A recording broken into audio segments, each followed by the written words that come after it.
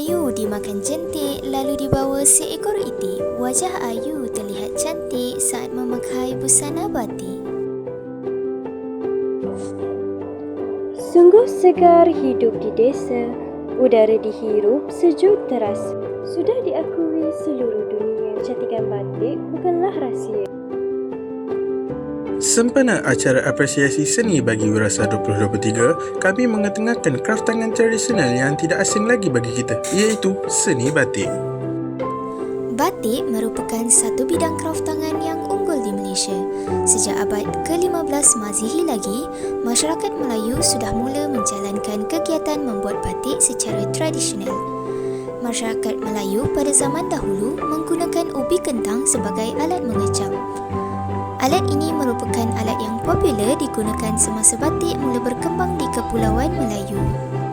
Perkembangan awal batik di tanah Melayu dipercayai mula di Kelantan dan Terengganu. Perkembangan awal memperlihatkan kesan-kesan dan pengaruh daripada batik Jawa. Seni mengecap lilin di atas kain merupakan seni warisan di Kepulauan Melayu dan teori ini boleh diperkuatkan atau diperkukuhkan oleh perkataan batik itu sendiri yang berunsurkan Melayu dan Jawa, iaitu titik dan am batik yang bermaksud tulisan. Meskipun batik bermula di Indonesia dan dibawa ke pantai timur, namun batik Kelantan mula mengorak langkah sendiri dan menghasilkan corak-corak yang tersendiri. Mengetahui tentang sejarah batik di Kelantan dapat dilihat bahawa banyak pengusaha-pengusaha batik di Kelantan tidak kira sama ada secara kecil-kecilan maupun secara industri. Di Malaysia, batik terbahagi kepada 3 jenis, iaitu batik conteng, batik blok dan batik skrin. Walau bagaimanapun, seni batik di Malaysia sudah tersebar luas ke serata negeri. Jadi, sebelum kita menerangkan lebih dalam, jom kita ke pasar seni untuk hasilkan batik. Di sini, kami memperkenalkan jenis batik iaitu batik conteng. Penggunaan canting di dalam proses membatik membuka lebih ruang kreativiti penggiat untuk menghasilkan rekaan yang lebih kreatif dan menarik.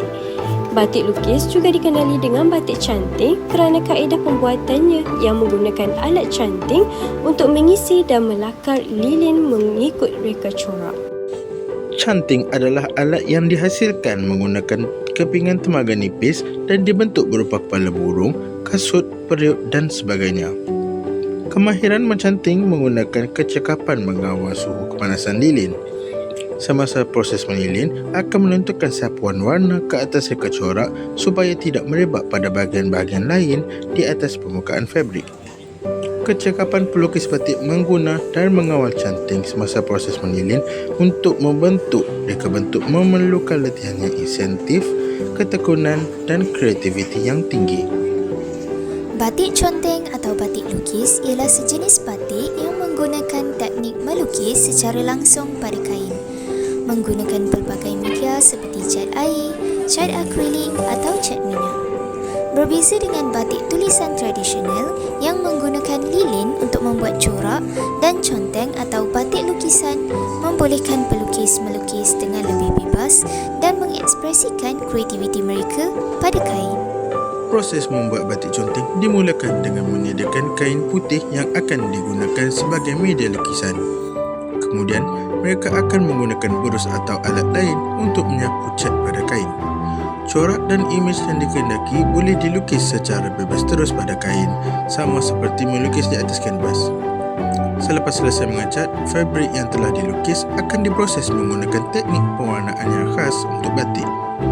Kemudian, kain tersebut dikeringkan dan diproses untuk mengikat warna agar tahan lebih lama. Kain batik canting mempunyai keunikan dan keaslian dalam setiap lakaran dan perincian. Setiap kain mempunyai sentuhan peribadi dari pengkarya batik yang menciptanya, sehingga setiap helaian kain mempunyai nilai seni dan cerita yang tersendiri. Kehadiran kain batik canting dalam pelbagai barangan kegunaan harian bukan sahaja menambah keindahan visual, malah memberikan rasa warisan budaya dan tradisi yang kaya. Dengan menggabungkan fungsi dan estetika, batik canting memberi nilai tambah kepada gaya dan keindahan kehidupan sehari.